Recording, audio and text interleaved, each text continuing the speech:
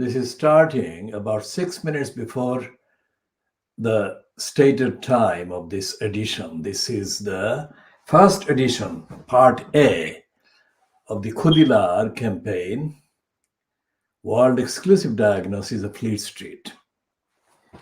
And we are starting with the Mail on Sunday. Those who are not watching from London, this is a 1.80 pounds sterling. So do the conversion with the UK sterling, whatever it's worth, and see the local equivalent currency price of this one. And that is the Rupert Murdoch's Scum on Sunday. And it has got England's manager beat virus. That's a kind of almost rare item of news, but it's not representative of anything except the lack of truth that the Mail Scum on Sunday is representing. There is no mystery. It's a physical condition and a physical illness. So they must tell why these managers, does the virus kind of discriminate in favor of the managers or the president of the USA or the prime minister of the UK? They have to say that. They have to explain why managers, get away from being felled by the virus.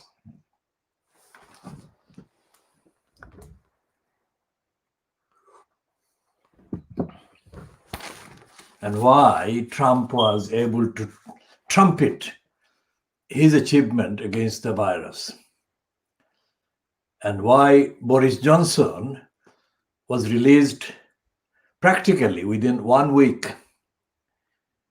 What is the secret? That has to be shared.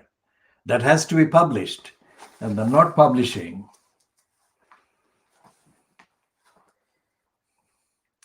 Now there is a continuing propaganda war for Allegra Stratton, the woman who wanted the poor people to lose benefits and who wanted the poor people to be kind of sterilized because of poverty and prevented from having children. So she is having a go at creating her own image ahead of the kind of 2 weeks later, she is supposed to become the face of Boris Johnson on television screens. And she's creating a formidable kind of humane kind of image for herself. And the record that she has of her opinion, her policies, and her discrimination, and her bias against the poor, and by extension, without any doubt, against people of African and Asian origins. That is going to be kind of forgotten, she thinks. And this is the propaganda war, and she is making full use of her connection with The Guardian. This is Observer, owned by The Guardian.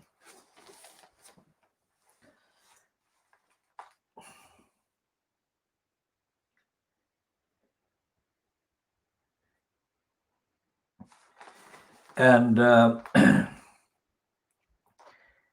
it is also claimed on her behalf that she wasn't the first choice. What she is saying is that the reports about the BBC London news presenter, Riz Latif, was the first choice, who turned it down. And she is saying that that is not the case.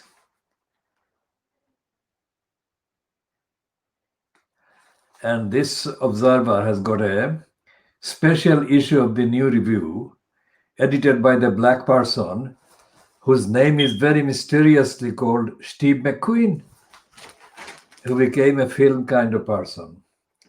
Of course, Steve McQueen was the Hollywood actor, probably at his prime before this Steve McQueen was even born. So it is worth investigating why he is called Steve McQueen. A man from the Caribbean background cannot be called Steve McQueen.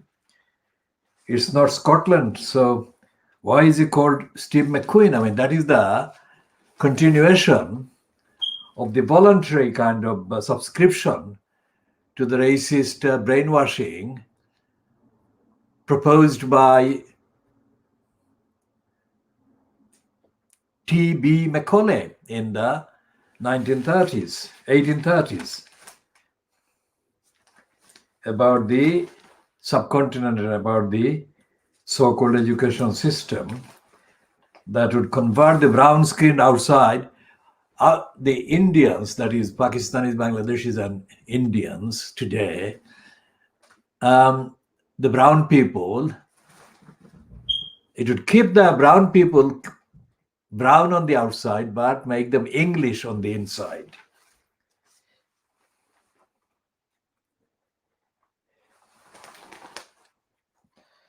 And what else is the Observer kind of doing?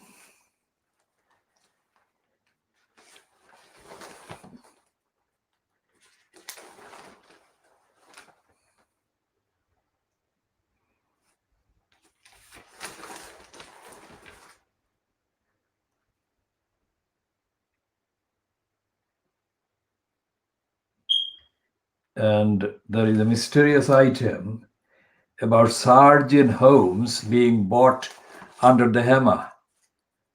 Now, there is obviously auction, but what is their explanation?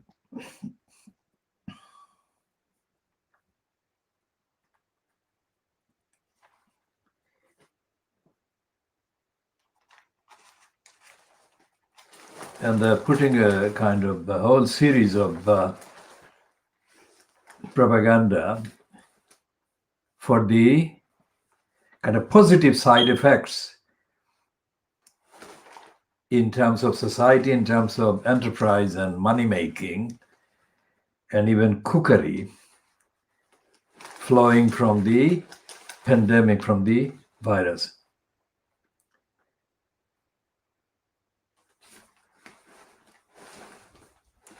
And here is the kind of revolutionary Communist Party kind of entrant on the Observer and the Guardian, Kenan Malik, who is an extension of the brainwashing and mental slavery of that is epitomized, embodied by Satan Rushdie. And this Kenan Malik is the resident kind of anti-Muslim kind of agent, posted there as a Muslim with a Muslim name, Muslim sounding name, Kenan Malik. Malik is the Muslim type of name.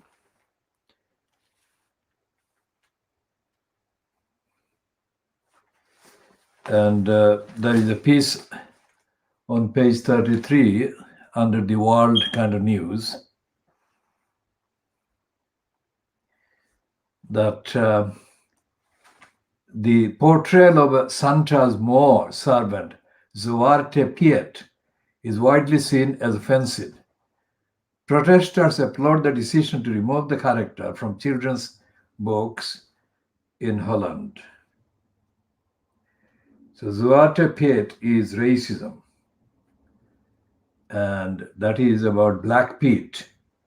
So the Observer is saying, will Dutch library ban on Black Pete books spell end for racist Christmas tradition? My answer is that no. That is absolutely, completely bogus. That is betokenistic. And racism is not yet begun, has not yet begun to be reported in any of Fleet Street. In fact, Fleet Street is part and parcel of the main racist propaganda, brainwashing, 24-hour brainwashing that goes on in Britain, and Fleet Street counterparts, the counterparts in Holland and the rest of Western Europe and the Nordic countries, do the same. So they are perpetrating racism and they're perpetuating racism. And there is no sign that it is about to end. And there is the more kind of propaganda for Allegra Stratton. And we are focusing on Allegra Stratton because she, not the fiancée of Boris Johnson, is going to be the face on television for Boris Johnson's propaganda.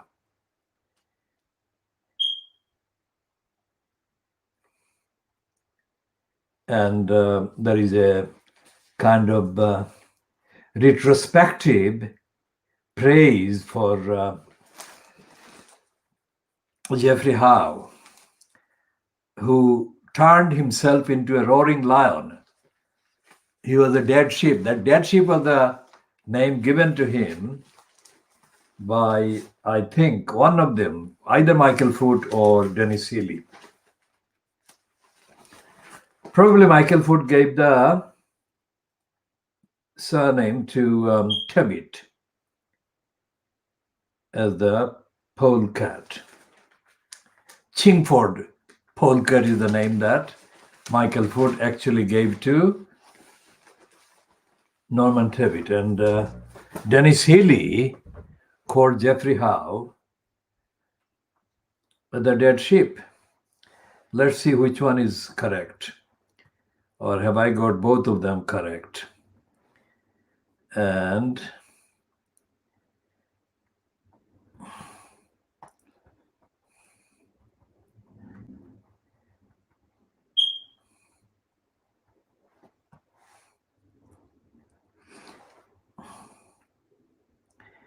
this one is saying that this is a 5-year-old piece on the Guardian website. And it said that Dennis Healy's 10 most celebrated quotes. And I think I'm right in saying that he said, on debating with Geoffrey Howe, he said, was like being savaged by a dead sheep. That's Dennis Healy said that. Okay, so the Chingford polecat is, of course, it belongs to Michael Foot, who said that about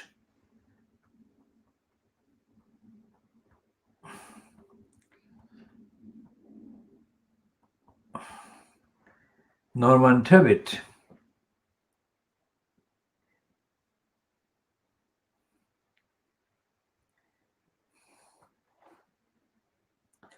So this one is on the Guardian, 7th of October 2002. And it's written by Stephen Moss. As Mrs. Thatcher's hitman, he was loathed by wetter colleagues, and Leveled Michael Foot famously described him as a semi-house-trained polecat. That's the Chingford polecat, that is, because Chingford was in his constituency. But it's 15 years since Lord Tebbit resigned from cabinet, and 5 since the Tories lost power. So what does he think of his party now? I mean, that is irrelevant detail in this context, because we're talking about who called him the Chingford polecat. Now, that is the Daily Star on Sunday.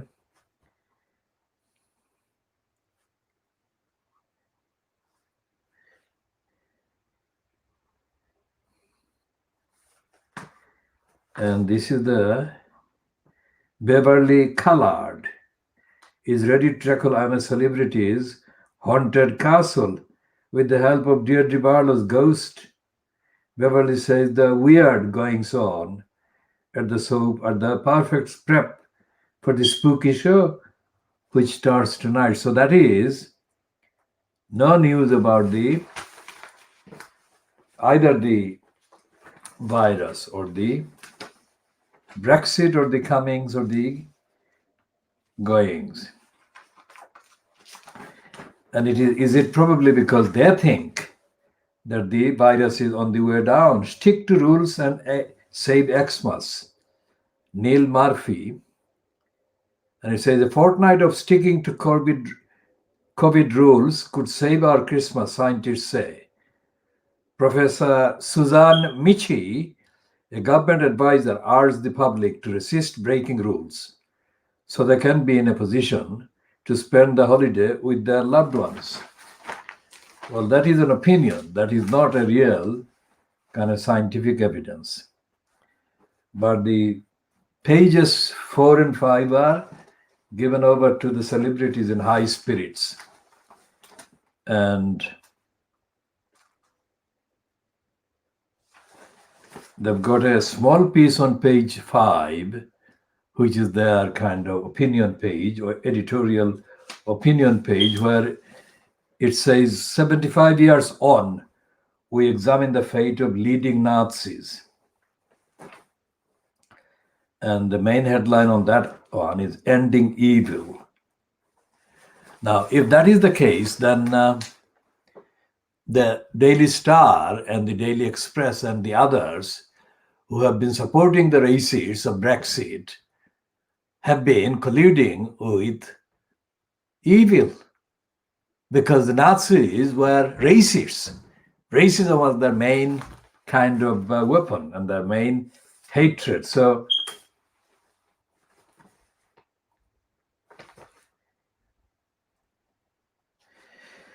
but there is the piece which is the editorial. A Run for Our Money says, why are so many experts so utterly useless? Some £2.5 million has been spent by the government, the UK government that is, on a plan to stop crooks from doing a runner from our courts. And guess what? After all that dosh going into the pockets of experts, more are leaping out of the dock than before. What a waste. We suspect that there is a massive shortage of common sense at the Ministry of Justice. For instance, with any high-risk offenders, why don't they just handcuff them to the rail?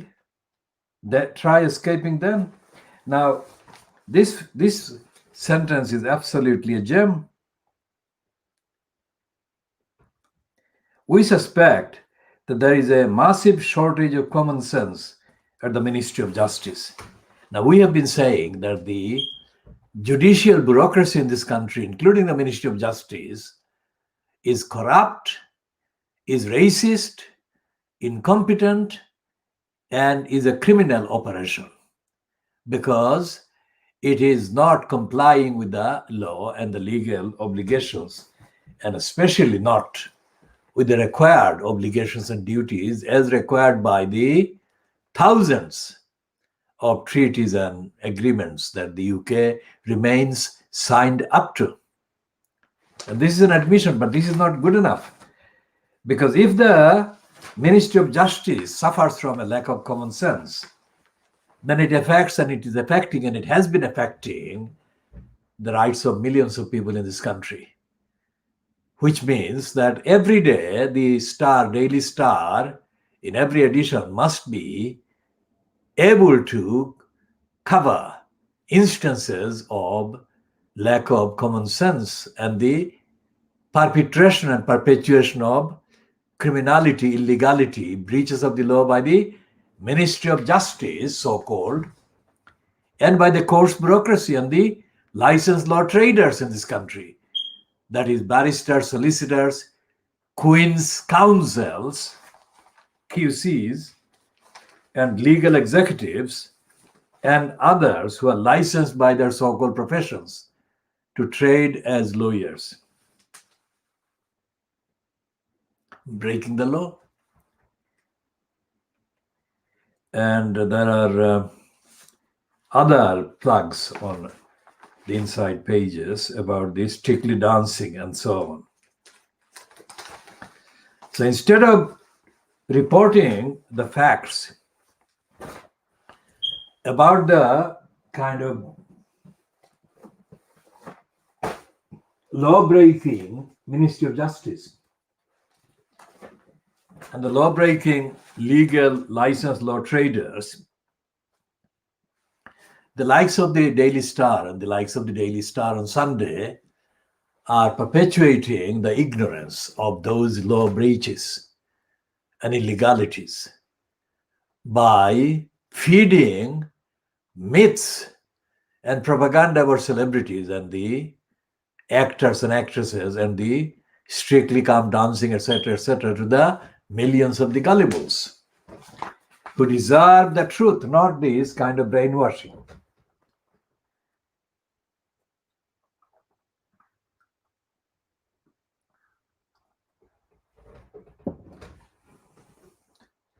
So what's the Sunday Times doing with the Obama picture on the top of the page? The Obama picture is on the top of the page as Michelle's White House loneliness. And that is the Obama new book extract in the magazine. And there is this piece in the main news: lobbyists given secret access to COVID meetings.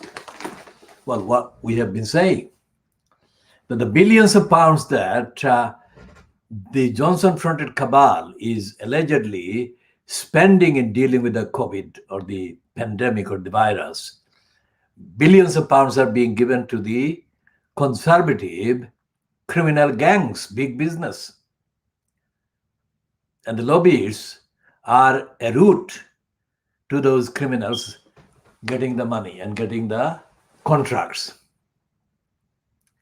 And it is interesting, very interesting indeed, that the so-called leader of the opposition in parliament, Keir Starmer, has not made anything of it, unless there is a surprise mention of him in this piece, which I very much doubt. And what this Sunday Times is saying, this is a piece by Gabriel Pogrand, Whitehall correspondent. Pogrand. We have to check on that name, where it comes from. One of Britain's most influential lobbyists secretly served as an advisor to a health minister for 6 months before sending sensitive information on lockdown policy to paying clients. That's it. There is an admission there, open admission.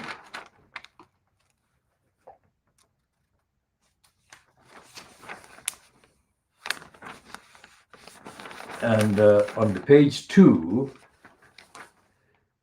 there is the political editor's piece, which is a small copy, short copy, which says that Johnson is kind of, they say the word fears, PM fears revenge from sacked advisors, but I don't think it's a fear, it's an anticipation. It's a tactical anticipation. And Shipman says that Shipman is running this headline down, whether it's Shipman's decision to run this borrowed headline from Diana's statement in the Panorama interview broadcast in 1995, that there were 3 of them in that marriage. That was a reference to Camilla Parker Bowles. So they're saying here that there were 3 of them in this marriage. They're saying that the Johnson-fronted kind of premiership had Johnson and his fiancée, and there was this Cummings. So in 2 tumultuous days, the vote Leave contingent that brought the Prime Minister to power was expunged from number 10. But the undignified power struggle goes way beyond the tensions between Carrie Symonds and Dominic Cummings, reveals Tim Shipman. Now, we have said that is nothing to do with Carrie Symonds at all. And they're kind of slowly feeding the public this information that it wasn't. And we have said that the real reason why Johnson was forced to stage a remarkable and very widely reported stunt against Brexit was in order to convince Joe Biden, the USA president-elect, that the Good Friday agreement and the peace process was not going to be threatened or undermined. As I said yesterday, Joe Biden is of Irish ancestry and descent, as have been many other presidents of the USA. And the Irish kind of interest is very much a significant political factor in the USA established politics. So anything to do with undermining the peace process or the Good Friday Agreement would be seen as an attack on the core of the American political establishment, of the American white political establishment, which is the controlling one. And we shall be dealing with more of that. And then they've got, of course, the treatment of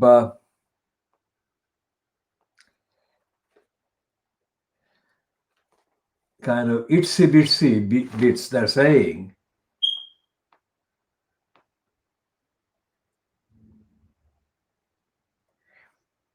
that she said, that is that Allegra Stratton, she was the only Brexiteer on television.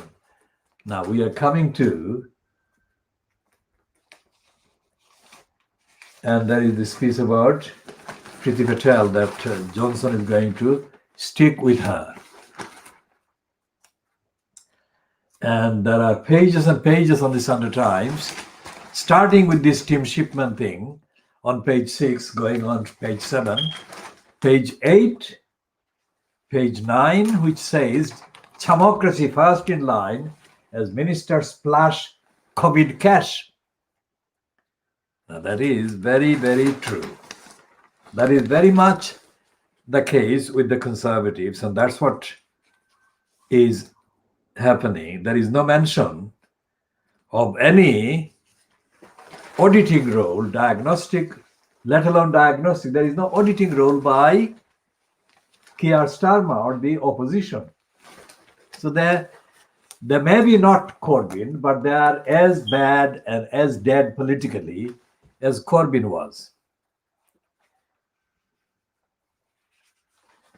And there are 2 pages about the care home ban on relatives visiting their kind of elderly relatives in care homes.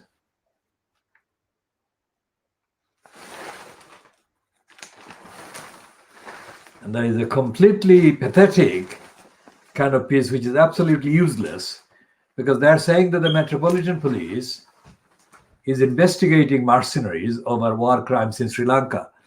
When they say mercenaries, they're talking about white British mercenaries hired as mercenaries to commit war crimes in Sri Lanka.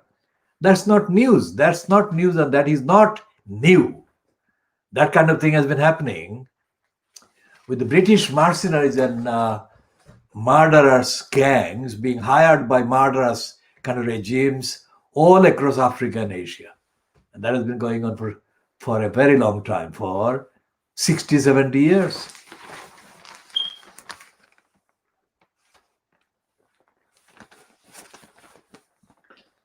And there is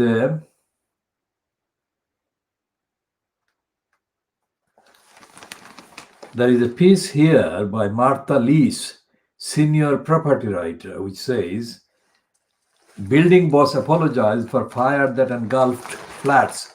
That's hidden on page 18 and the bottom of the page 18. And there is even smaller item about Grenfell Group in books Rab over farms silence. Now, Grenfell, as our campaign has said from the beginning in June 2017, that it was a massacre. It wasn't an accident, and it was, the murder of the 72 people known. It is still not clear how many people actually were murdered or allowed to be murdered or killed in there, because nobody knows who else was there. Apart from the registered kind of persons resident in that building. And the reason we have said, and we continue to say, it is the mass murder and the massacre was because the Grenfell building has no obstruction around it. It's an isolated building, kind of in terms of aerospace. The aerospace is very free around all the sides of the Grenfell building, which means that any aircraft or military helicopters could bring emergency water in an emergency, like at the speed of action during the war, and they could have put out the fire in no time. Yet on television, the building was on fire and it was on live television for hours. And to this day, none of the so-called inquiry experts and whoever has said what we have been saying. This itself is very significant. It's not, you didn't have to bring big-sized aircraft, fighter aircraft. You could have brought big-sized helicopters. 10 helicopters would have been able to carry enough waters, or 10 helicopter kind of lifts to the building could have been enough. Bring enough water to put out the fire, effectively saving most people. And it wasn't done.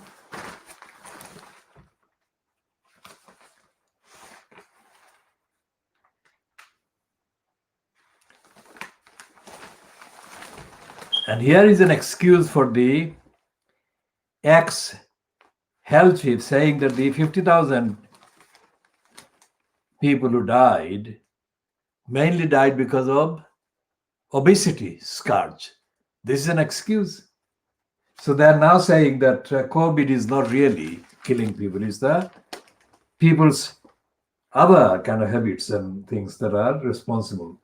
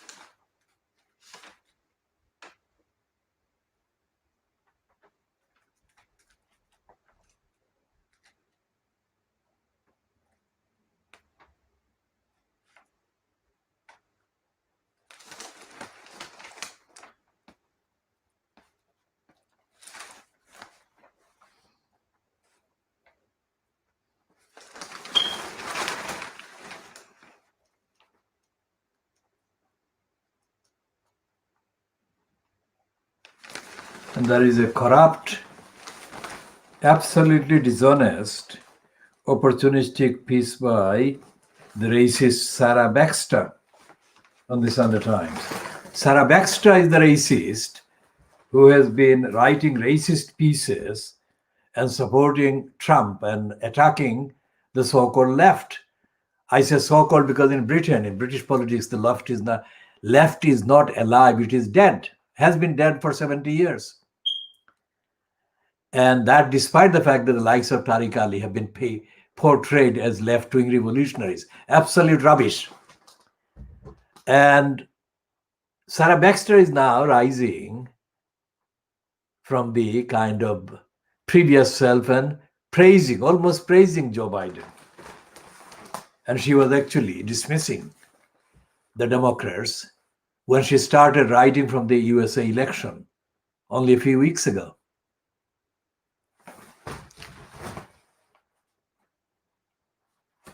And she's saying now that this Biden, that is Joe Biden, has got a real vision.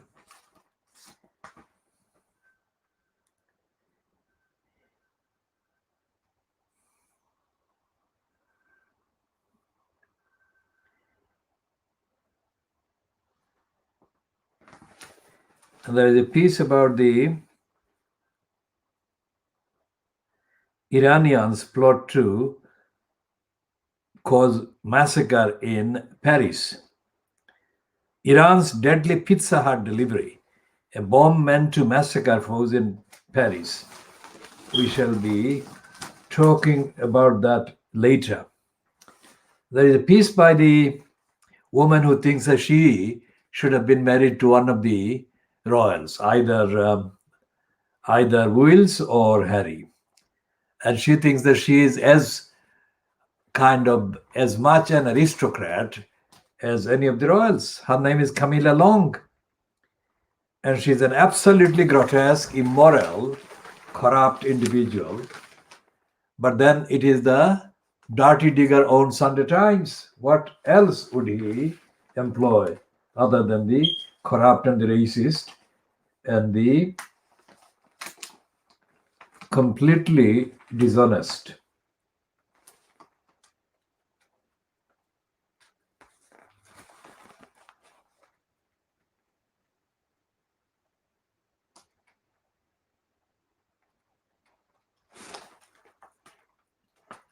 And Isabel Hardman, who is assistant editor of The Spectator and is standing in for Matthew Saeed as a comment writer on the Sunday Times, is saying that Theresa May's ghost is hovering over number 10.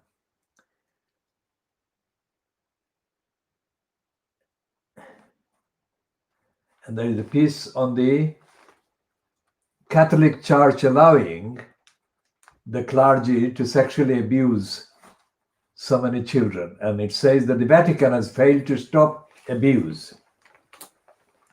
Now the law must. This is a fantasy because there is no law. There is no legal regime in any part of the Western European countries or any part of the countries that are kind of under the influence of the Catholic Church and the establishment that has been shown to have done its job against the mass rapes and abuse, sexual abuse of the children by the Catholic clergy. Nowhere. So it again illustrates the fact that there is no legal system. The legal system is only available when the rich want to perpetuate their riches and to rob the poor of their rights and so on. The first president of the UK Supreme Court, David Neuberger, in January 2017, showed that Brexit would turn London into a good market for the customers, the punters of the law from all around the world. What he meant was that billionaire crooks and other crooks with money were going to flock to London and use its prostitution and brothel system of law. The brothel system of law was available only for the most wealthy. That's what he was meaning.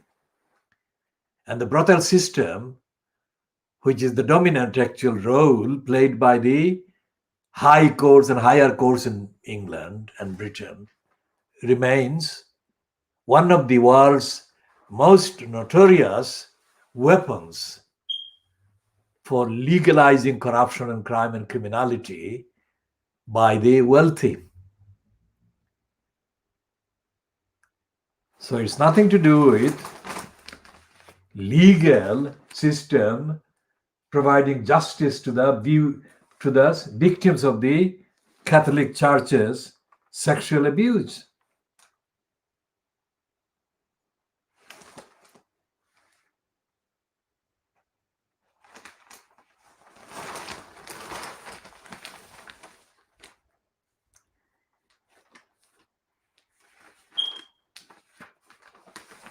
And there is a kind of tribute to Dominic Cummings by a man called Robert Kelville.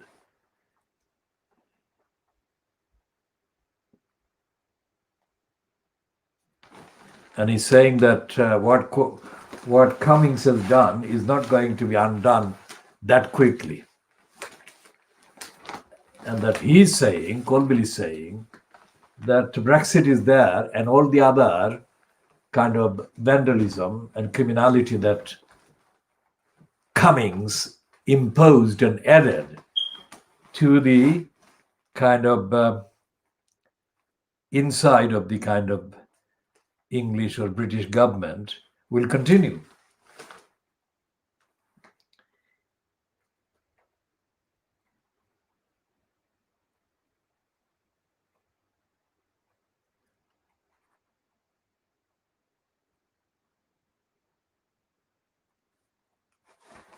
And the writer Julie Bindel is now making an assertion that I haven't seen before. And this assertion appearing in the week after the Yorkshire Ripper died, in terms of the timing of it, is quite suspect. Because Bindel has been given platform on the mainstream television kind of programs for years. And she has not mentioned this before, but here she's saying that she believes she was followed home by the Yorkshire Ripper Peter Sutcliffe, who died last week. The incompetence of police and the misogyny of the era still anger her. Well, that is stupid. The misogyny cannot be isolated from the actual agenda of the police. And if the police were kind of, what is she saying there? She's saying that the police were incompetent. Let's put it this way. The police in Britain are never incompetent. And the word bungle and all the other stuff, these are actually aiding the culture of impunity that exists in so much of the duties that the police are in place to deliver, but they don't deliver. And there is a complete darkness, complete absence of debate about what the policing is about in this country and what is the extent of lawmaking and law breaking being done under the covers of policing. Nowhere is there any accountability for the police for their behavior in terms of policy, in terms of big issues, in terms of the culture that the police or the policing has to provide protection and safety to the people. That is not being done. And Julie Bindel saying that police were incompetent is only half of the part of the explanation as to why so many of Peter Sutcliffe's victims were allowed to be murdered. And there is still no news. There is still no accounting.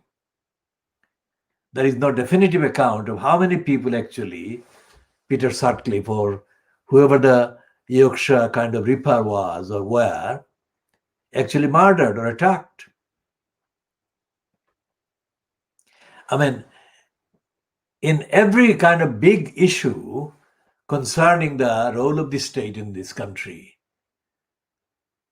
part of the truth comes out only after. It is never revealed and not reported by Fleet Street at the time that it happens. And we have mentioned before the Hillsborough kind of massacre of the fans is still unresolved. And the people responsible for the massacre are still impugned from liability. Nobody has been found guilty. The one policeman that was prosecuted decades later walks free. So the role of the kind of judicial so-called system is totally suspect, and it needs updating big time, and as does every other part of the institution, including, of course, the rest of the judicial system, the rest of the parliamentary system that need to be updated to be fit for purpose and fit for the time, fit for the age, and fit for the needs of the people, and fit to deliver lawfully, transparently, ethically, and morally the duties that they exist to provide and protect society. I mean, all this news about the COVID meetings being attended by high-powered lobbyists who are acting as an agent for big companies gives the game away. There is no government. There is no government that is protecting vital data that affects the lives, literally the lives of people affected by the virus and the disease.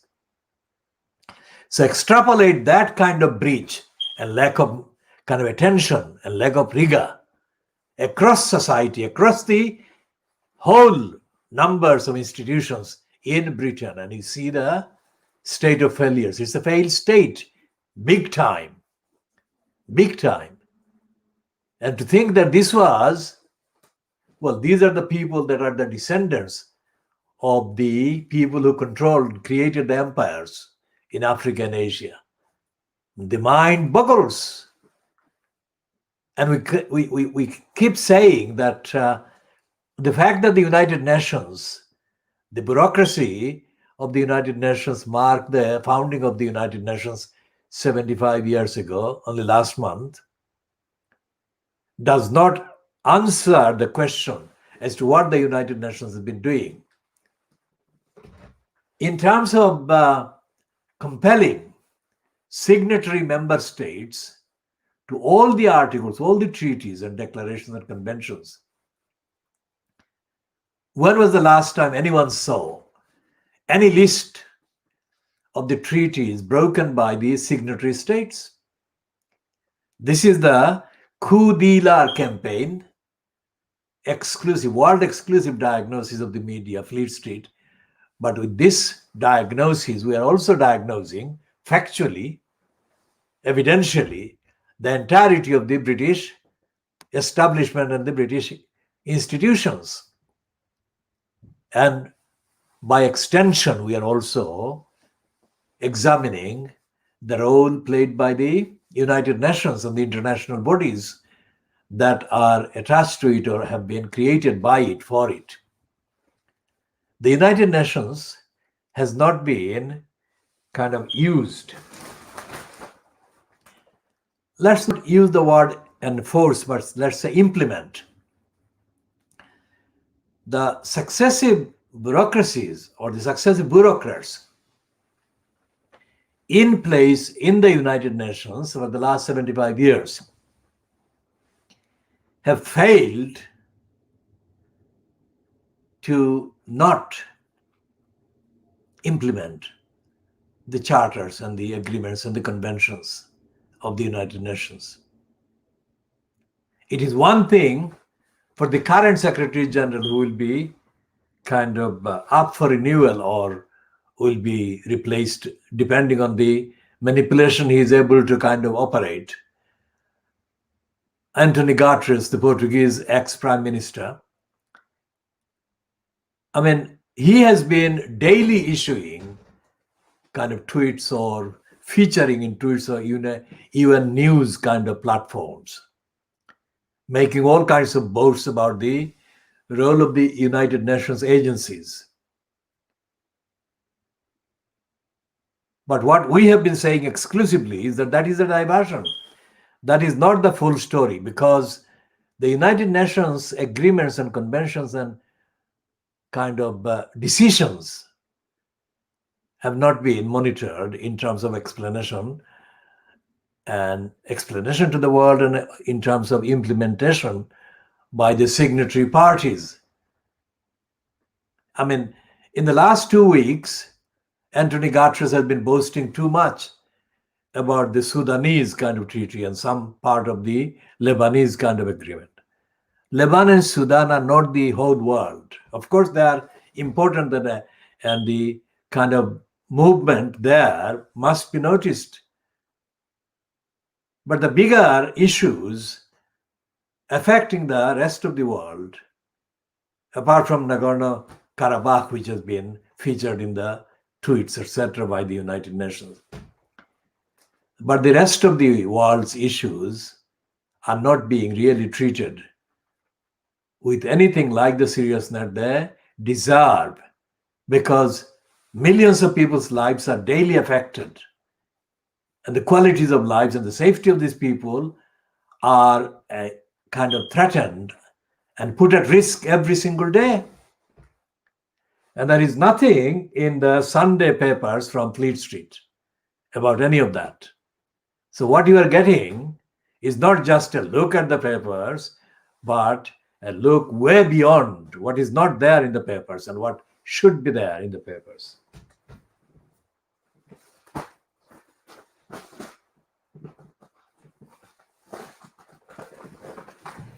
And what is the daily, the Mail on Sunday, kind of boasting about today?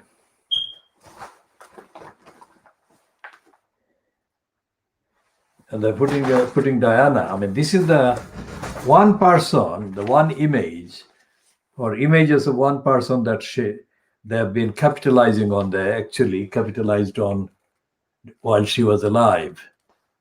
I mean, they're calling her the style icon even now.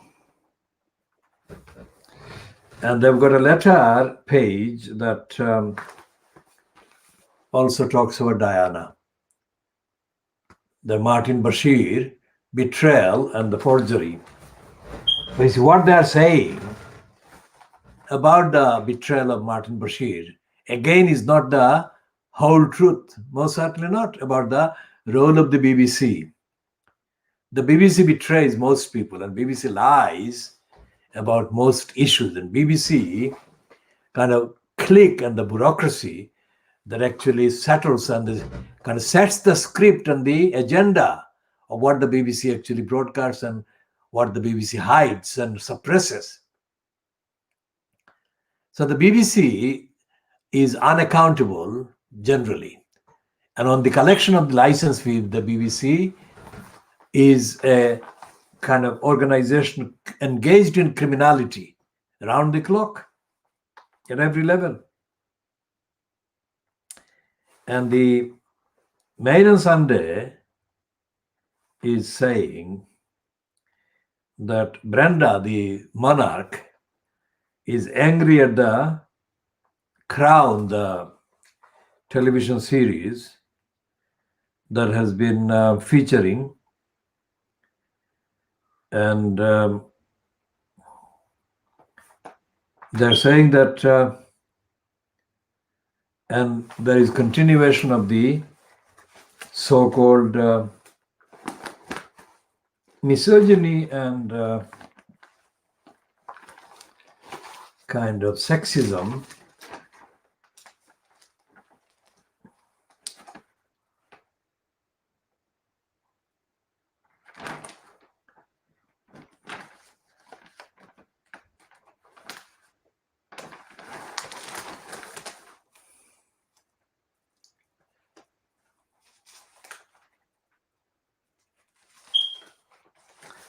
And they're saying about the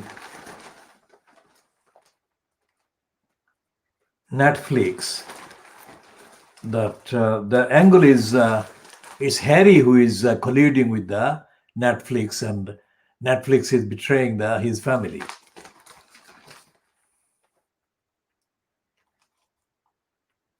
And they're talking about Diana on pages and pages.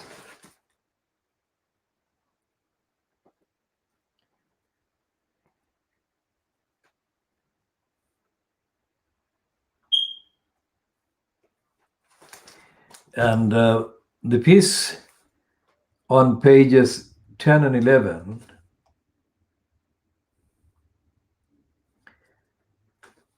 well, there are three pieces, but the main piece is that Cummings called Carrie Simmons mad queen who will destroy the court. And friends of Carrie said all this vitriol is rank misogyny.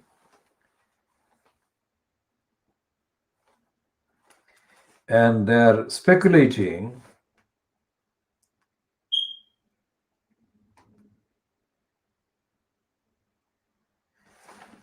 whether Michael Gove or his advisors are connected with all the leaks. And there is a piece on double page spread on pages 14 and 15, which says,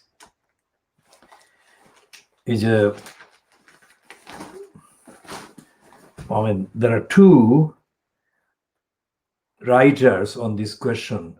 Will Kerry save Prime Minister or ruin him? And there are two pieces, probably one saying that she will save Boris Johnson's premiership, and the other saying that she will ruin him. And there are Glenn Owens, Dan Hodges, and Katie Hind,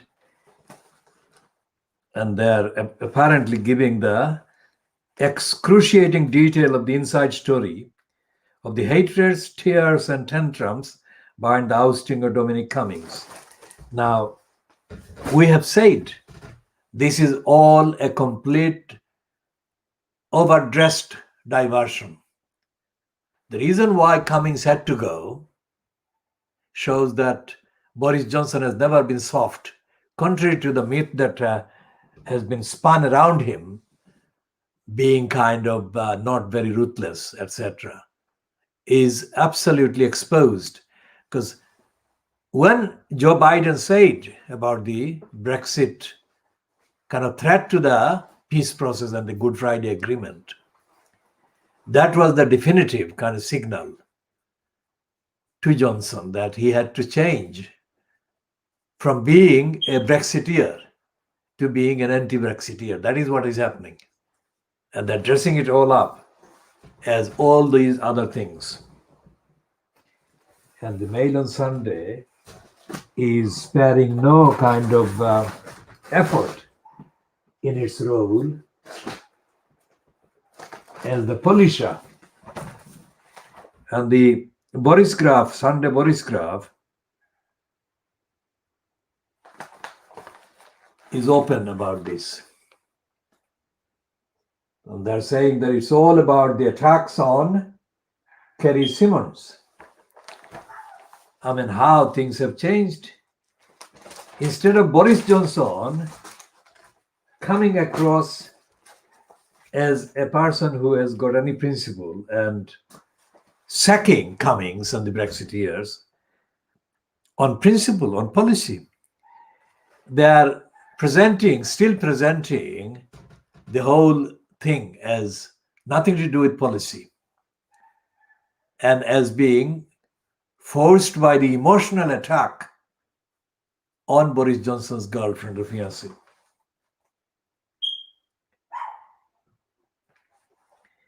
There is a piece about the Supreme Court. Remember, in the last half an hour, I've talked about David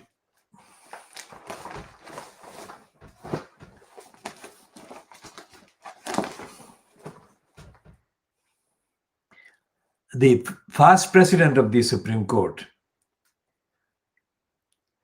who celebrated in January 2017 the opening of post-Brexit London, the courts, to the world's legal punters. So here they are saying that Johnson is about to shake up the Supreme Court, and the shake up, they are saying, would curtail the Supreme Court's powers. Let's put it this way. There is no power that the Supreme Court has in reality in terms of upholding universally understood values of legality and constitutionality. The UK judiciary, the judicial bureaucracy, as I have been saying, is corrupt to the core. And of course it is, in context, racist to the core.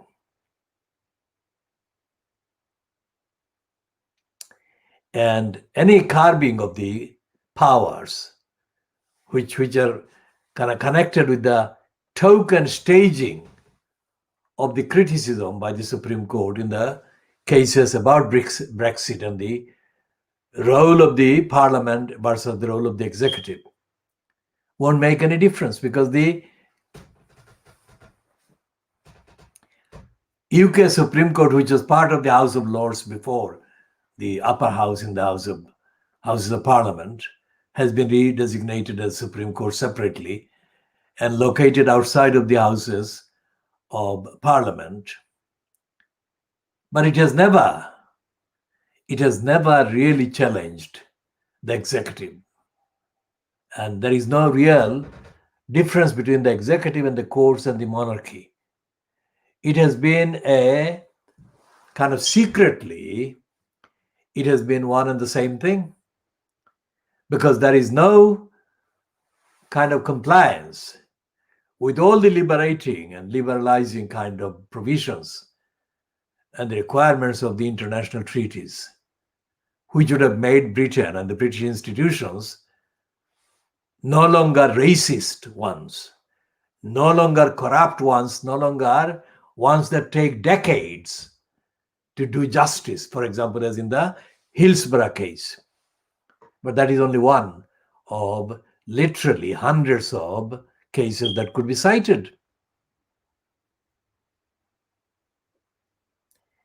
So if they were doing anything according to those requirements and those obligations, then Britain would have been a different country altogether. And this whole narrative about Brexit and the Brexiteers and this hostility against the universality and universal rights of people, like the free movement, would not be there. And the decades that Hillsborough has taken, and it will never be solved. The people responsible for the Hillsborough massacre will not be ever held to account, as will the Grenfell Tower massacre decision makers get away, as will the rapists in the Catholic Church and the Protestant Church, rapists of the children, Protestant and Catholic children. These are not children from other faith backgrounds. They will get away. And the impunity that is given to the corrupt British judiciary, judicial bureaucracy, is evident in the fact that there is no way that a racist judge at any level in the court or prejudiced judge can be held to account anywhere. Think about that. So it makes a mockery of all these claims about British justice. There is no British justice. Not for the ordinary people, not for the many. And not for the people in poverty and hunger and famine. There are millions of people in Britain who have got no human rights. Millions of people are denied basic housing human rights. And millions of people are denied access to the due process, so-called due process that is supposed to exist and operate in this country. And there is no due process for wrongdoers on the local council levels because there are too many wrongs being done at local council levels and too many victims, as is being shown in addition to the lying, in addition to the corrupt abuse of billions of pounds of COVID money among friends of the Conservative government, there are other wrongs being done in terms of the COVID. For example, the so-called ban on eviction proceedings that was kind of jokingly introduced by Robert Jenrick is back in force. And nobody's talking about the impact and the implications of the restoration of the option to victimize people out of their homes and to make them homeless. This is absolutely, unbelievably beyond kind of words. Where do you begin to explain or find explanation for the illegality, for the immorality, for the unconstitutionality, and the brazen defiance of evidence? Evidence requires that people who are supposedly being given care and protection from the virus by all these measures, lockdown, etc., how can this then be turned on its head and people be allowed to be harassed and mass evicted out of their homes or any shelter into the streets or into such unsafe housing situations that are not safe, that are not kind of suitable to allow them protection from the virus or allow them to take any steps to save themselves and protect themselves from the virus?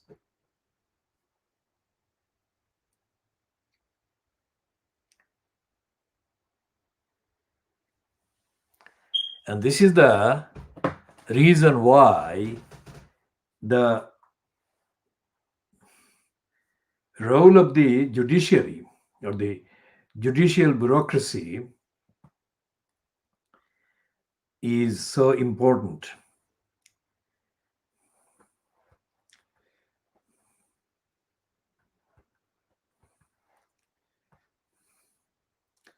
And when David Neuberger was the first president of the Supreme Court,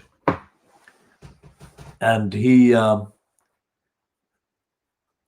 allowed himself to be brainwashed or recruited by David Lidington, who was the de facto deputy prime minister while Theresa May was prime minister in 2017. Neuberger knew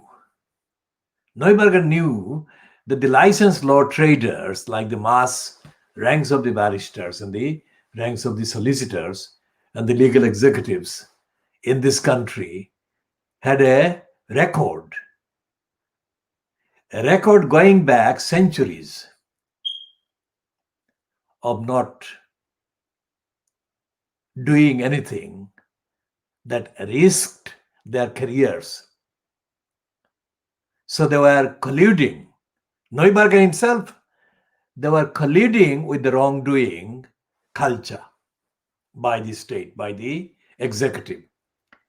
So there would be no rebellion, there would be no question of the licensed law traders, a single one of the licensed law traders, single one of the barristers or solicitors, let alone legal executives, taking a stand formally and through a court process that would challenge the illegality that was being promoted and processed and pushed forward by the Brexiteering regime fronted by Theresa May, who at the same time kept claiming, as did David Lidington did, that they were both initially opponents of the UK leaving the EU.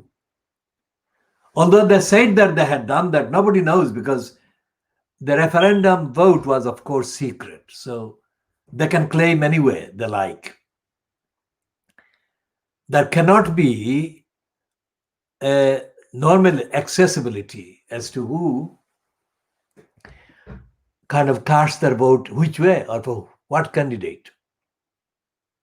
There is a record, but they don't publish those things and they're not accessible. It's supposed to be one of the secrets of the universal, the rule of universal adult franchise.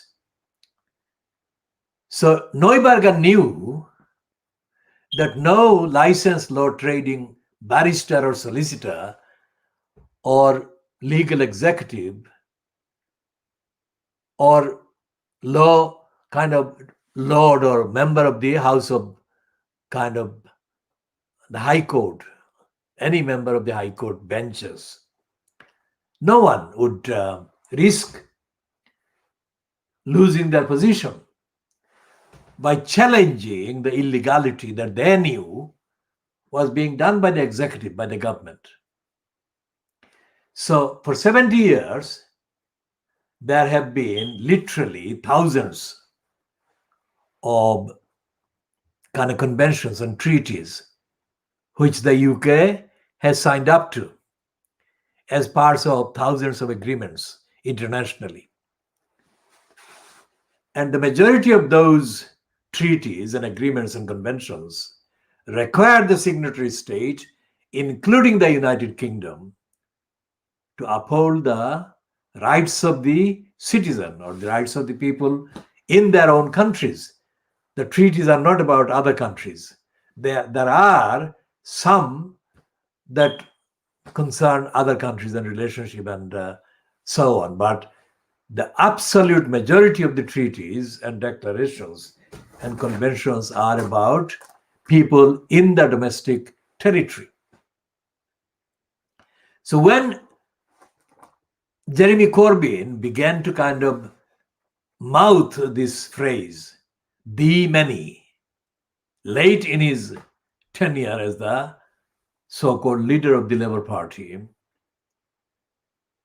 that was essentially, in terms of the evidence, in terms of the constitutional, legal kind of parameters, something that should have been followed up by his relating the rights denied to the many by the English or the British judicial bureaucracy, by the English or British parliamentary kind of majorities and the members of parliament and the members of the House of Peers,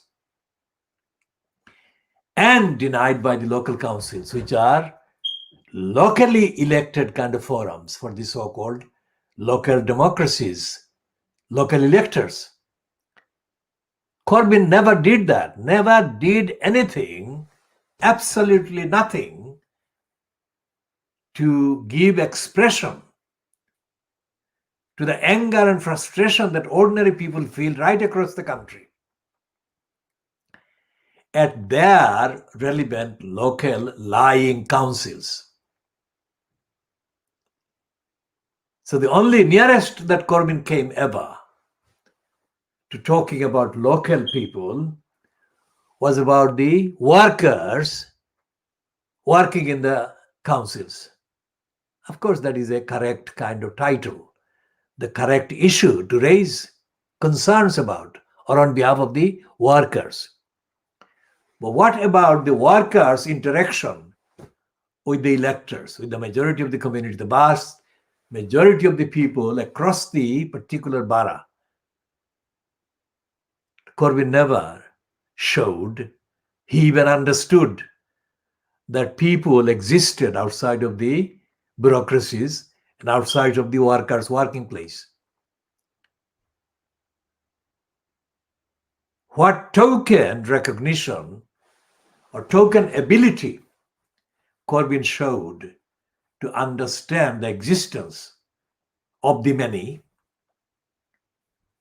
it always was peripheral. It always was in passing.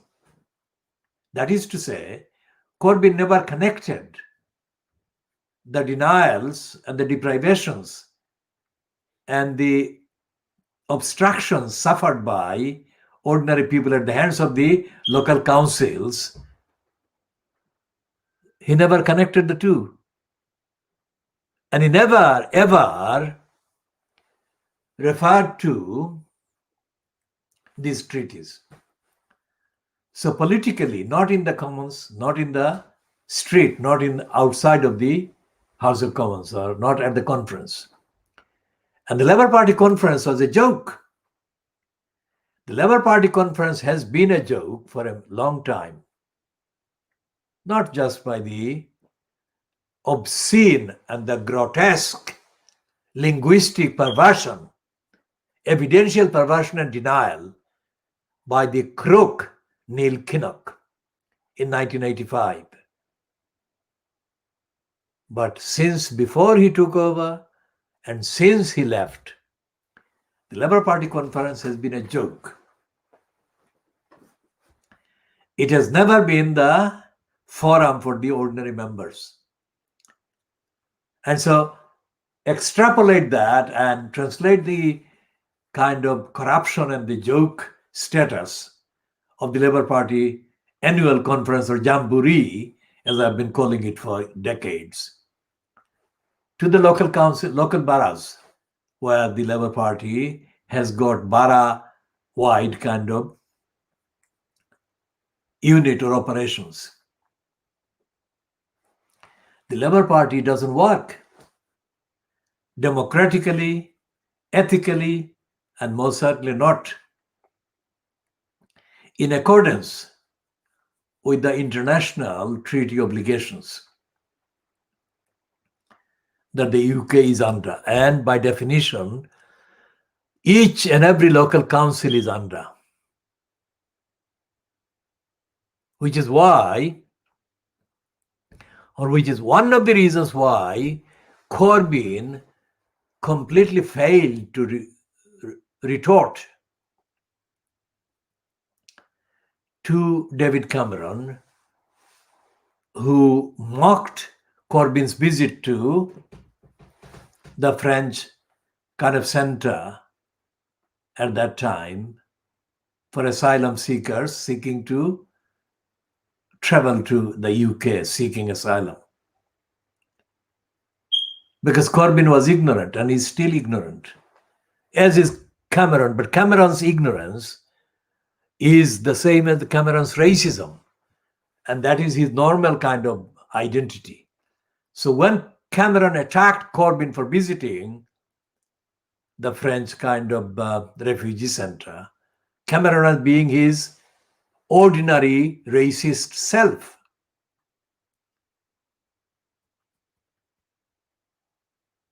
But Corbyn claims, and his bots of supporters claim, that he's an anti-racist, is a lifelong anti-racist. Anti-racism is not a joke. To be genuinely anti-racist is to deeply understand all the issues and to have answers to the racism. Contextually, historically, and prospectively for the future. Corbyn showed none of these abilities or the willingness. Had Corbyn the abilities and the willingness, he would have stopped Cameron in his tracks there and then. He would have said, Corbyn would have, that what he was doing, that Corbyn was doing, was to show how to comply with the international obligations that the UK was under. And I'm talking particularly about the 1951 Refugee Convention. That requires every signatory state to treat refugees with respect and care and compassion, and to provide immediately refuges for them, as immediately as physically possible. Whereas the leadership, the racist leadership that David Cameron gave, took the administration of the UK away, as far away from implementing the 1951 Refugee Convention as he could. And that was part of the kind of policy package that Cameron was engaged in perpetrating and perpetuating. And Corbyn never had the clues as to how to expose him. Expose Cameron's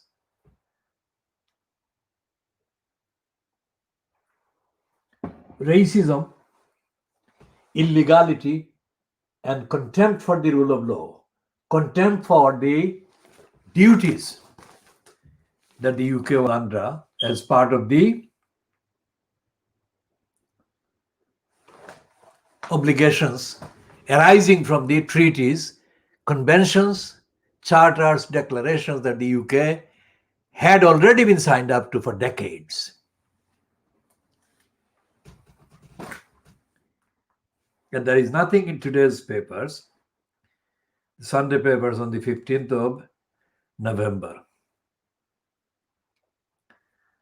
to show that the Fleet Street has changed into a street that recognizes the UK's obligations under the international charters and agreements. Let's say what are the numbers that the kind of UK government is recognizing as being on the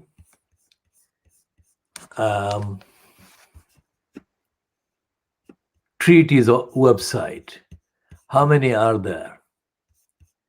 Let's see how many they're saying there exist.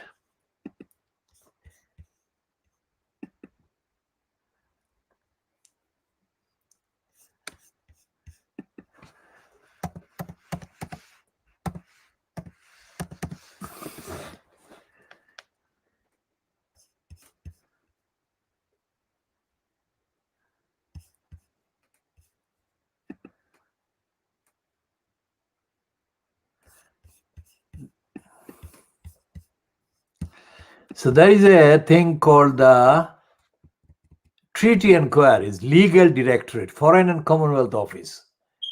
So they've got a kind of treaties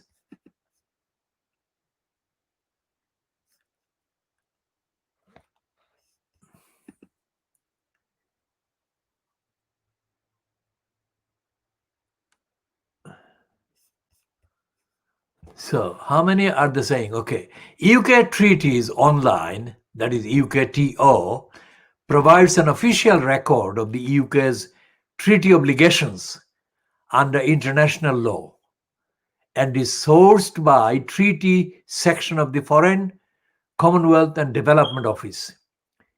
UKTO gives access to information on over 14,000 treaties to which the UK is or has been a party, with links to texts of command papers published in the UK treaty series from 1892. Now, that is a clear statement, recognition of international treaties from 1892, 14,000. Now, even if you reduce that number from 15,000 to 12,000, 10,000, 8,000, even 1 to 1, from 14,000 to 1. There is no recognition of any of these treaties in any of the Fleet Street papers, in any of the BBC's kind of otherwise overhyped, superior, intelligent comments and reports. None. And it follows, therefore, that the entire operation run by the UK Foreign and Commonwealth Office on part of the UK government is a fraudulent, in denial operation, in denial of the obligations it remains under a duty to carry out, to implement, contrary to these treaties. And this is why Jeremy Corbyn was completely kind of typically wrong. When I say typically, because if he understood the weakness of the Conservatives, then he would have understood the weakness the Conservatives were under on the treaties. And if he understood the difference between weakness and strength, he would have presented an image of the Labour Party as opposition that was better equipped legally, internationally, and in terms of policy and in terms of accountability than the Conservatives were. He never did. The whole time that Corbyn was in place, 5 calendar years, let's say, was kind of littered with evidence of Corbyn being nowhere, all over the place. Now that is a statement I'm making away from the fact that he was completely sunk under accusations of being anti-Jewish, or his leadership being a leadership against the Jewish people, or was being run by the Labour Party being, as a party, following the policy of being anti-Jewish. And from being anti-Jewish, I'm not using anti-Semitic because that is confusing. Anti-Jewish, because many of the people in the Arabian kind of world are Semitic as well, and they're not Jewish, they're Muslim, or they're other faiths, Christians as well. So anti-Semitic linguistically is completely wrong, misleading, that is. What they were meaning in all the kind of communications and statements and utterances and strategic actions and interventions under the kind of banner of anti-Semitism by the Labour Party was about anti-Jewish, allegation of anti-Jewish policy and behavior and attitude by the Labour Party. And those members of the African and Asian kind of background, those members of the Labour Party with African or Asian backgrounds or ancestry, who have been temporarily or permanently accused of being anti-Jewish, have been as kind of ineffective as Jeremy Corbyn himself has been in standing firmly on ethical point that they could only make if they understood the urgent need to be opposed to racism of all kinds. In areas like Tower Hamlets, there has been no real kind of discussion or debate among the Asian backgrounded or black backgrounded kind of people who are also members of the Labour Party about this issue. And there has been no debate among the kind of conservative members of the, let's say, with Asian background or African background about racism. What there has been and what appears to be kind of about racism in these parties, Labour Party or the Conservative Party, are not prompted by action initiated by people of the African or Asian backgrounds. These seem to be secondary actions, or actions kind of taken or staged as stunts in response to other initiatives taken by other people. For example, the activities, whatever the initiation and wherever it was kind of started, the activities in UK in the last 1 year about racism have been more or less kind of connected with the existence of this movement called Black Lives Matter or similar. So that is not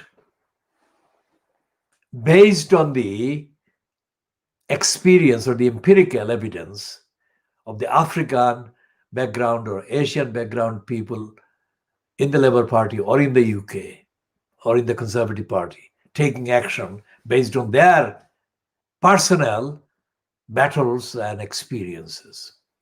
Make a distinction there. And that shows a moral vacuum. In fact, there is evidence that too many of the kind of hostilities that exist against one group from the other, like between the African and Asian background, are based on stupidities and corruption, and many of these members serving as stooges and agents for the status quo. Give an example with Corbyn in the frame. Diane Abbott was exposed. Diane Abbott was exposed as being completely incompetent and useless. Most of the times that she was a frontbencher, Abbott was kind of ridiculed for her ill-briefed kind of statements and other things. The fact is that she never worked with Black people or African people or Asian people as closely or visibly or traceably as she has worked with Corbyn and other non-African people or non-Asian people.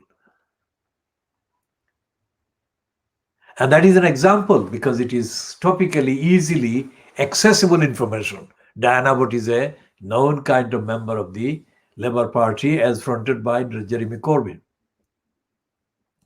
or the Labour Party leadership as fronted by Jeremy Corbyn.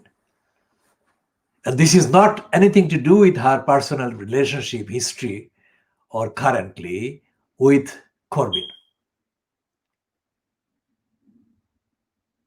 And the same applies to others who were launched into the political orbit via the bogus thing called black sections in the mid-1980s.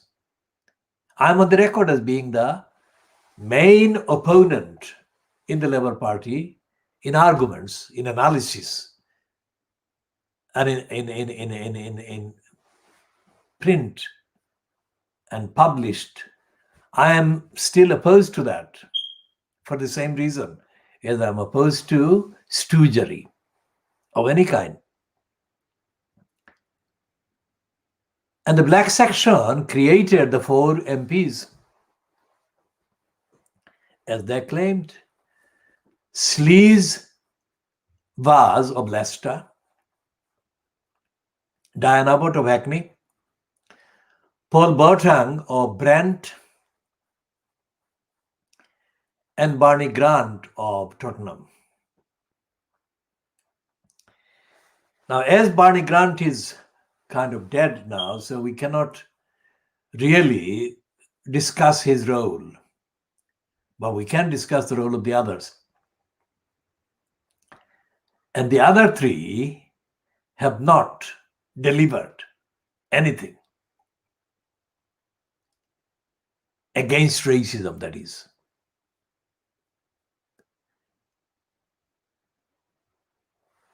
And this actually is not an exception. This is the norm. And when Sleaze was attacked, he was attacked from the conservative benches in the House of Commons a few times because of the kind of persistent pattern of scandal that came out in the kind of public domain about his behavior. Corbyn kept surfacing and praising Sleaze was. Now, Corbyn has every right to praise Sleaze was if he wants to. The point is, what was the message he was giving? Was he giving the message that he was supportive of Sleaze was because Sleaze was put at risk his career and his reputation by opposing racism and corruption in government and in parliament? If that is the case, then okay, he was right as well. But he wasn't. He wasn't praising Corbyn for that reason. Because he couldn't. Because Sleaze was never risked his career or reputation for the benefit of opposing racism. That's the whole point about Sleaze was. Sleaze was became a sleazeball because he never risked his career for principle. And Corbyn didn't see the difference. The best thing for Corbyn on those occasions would have been to not say anything. But he did. And that showed Corbyn's political stupidity. And Corbyn didn't see the difference between Sleaze and the ordinary people in the Asian community, which is what Sleaze was equated to representing, which he wasn't. He never was. It was a fantasy created, confected, manufactured, invented by the Labour Party racists to confect the thing called black section. Okay, some members of the Labour Party, the black members, say Caribbean background or African background, may claim credit for creating the black section. But if they do still claim credit, then they're idiots. Or they're being idiotic and they're being dishonest. All the known placemen and placewomen in the black section or in the black section kind of compartment of the racist Labour Party bureaucracy have been hostile to working with ordinary bodies and communities of the black communities across the country. I know that because right from the beginning I have been the representative voice of the ordinary people, black community and white communities. And I know just how persistent these criminals have been, self-seeking. And everything I have said to these criminals over the decades has come true, come to fruition, has been absolutely realized as I said it would be.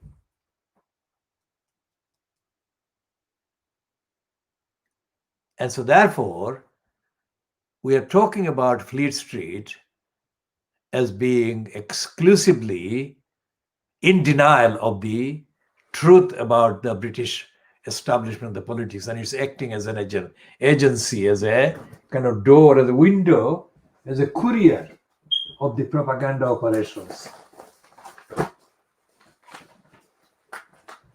But then the Labour Party is no exception either. The Labour Party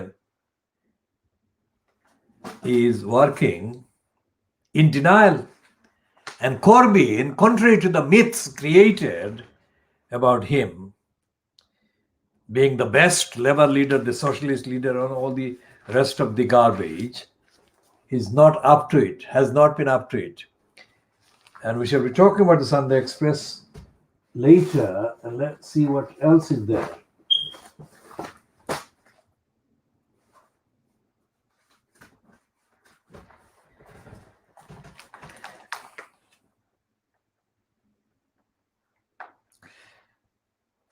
And the Sunday Mirror is saying that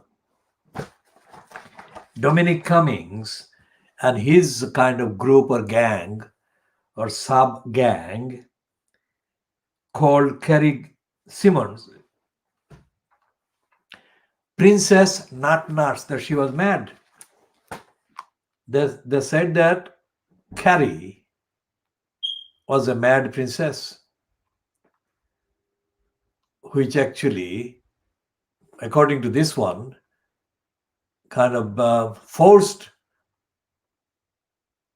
Johnson to sack him. That's a cruel nickname. Very interesting indeed. Nigel Nelson is the political editor of the Sunday Mirror, is saying, top aide Dominic Cummings was axed after Boris Johnson's fiancée was nicknamed Princess Nut Nuts. So they called her mad, the mad princess. Now, this is the kind of crux of the line that they are presenting about why Cummings had to go.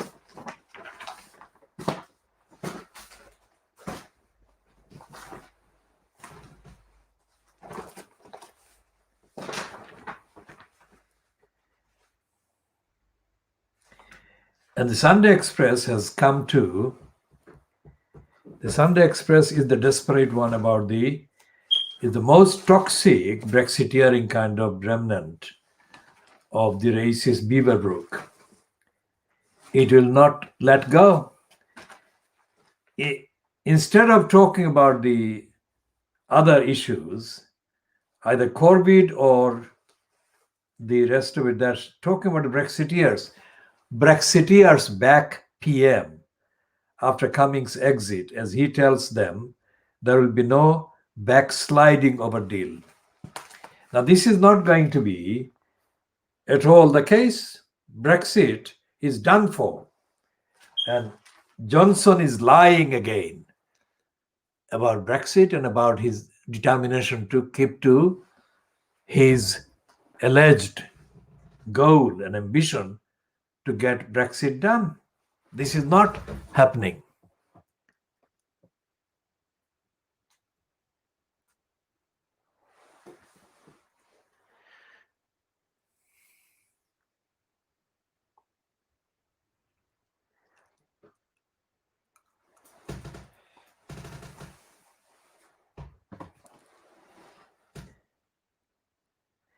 Because, as I have been saying, the main push came from the result of the US presidential election.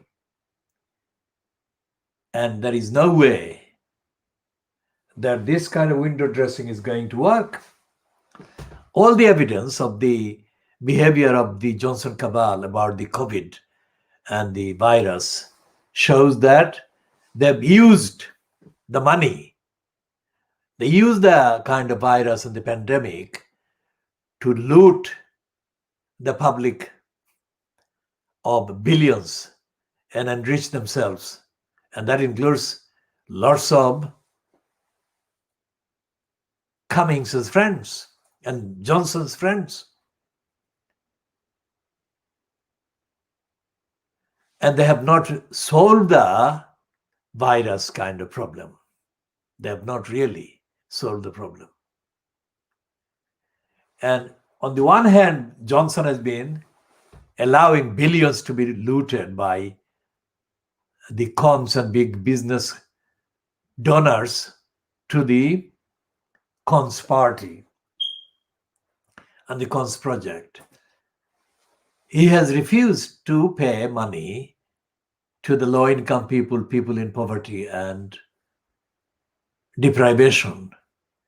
And he has refused to help the people denied housing, human rights. And he has not reimposed the ban on evictions proceedings. And he has not really given money to feed the children in poverty or children from poor backgrounds the free school meals.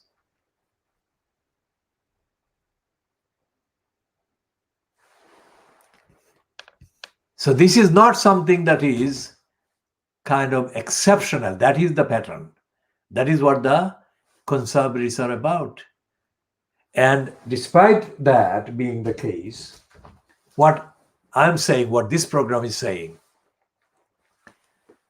as being absent from the Fleet Street papers on Sunday, the 15th of November 2020, no mention of the role by the leader of the so-called opposition, Keir Starmer. So not only did Corbyn fail, karma is failing as well. Karma is the karma, that is, karma in the Sanskrit is bad deeds. I mean, that is what going to visit him. Starmer. And Starmer is essentially a conservative. And the so-called Corbynites that are still in the parliamentary Labour Party are silent. If they're vocal, their vocal kind of statements are so artificial and contradictory and shallow that they don't register on the main political discussions and debates.